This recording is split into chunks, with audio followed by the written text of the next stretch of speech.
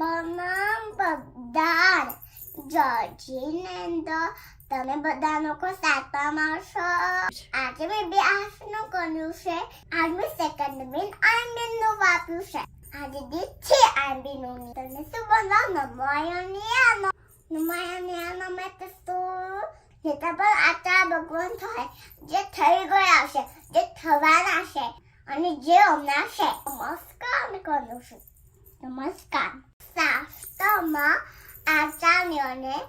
આચાર્યના બંધાન કીધા છે. 25 ગુણોના દાનક છે.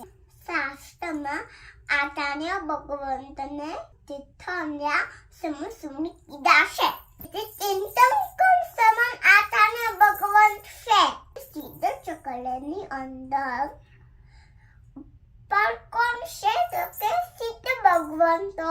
સેન્ટરમાં કોણ છે? અરહત પરમાત્મા. કેમ કે અરહતની ઉપર સિદ્ધ હોય.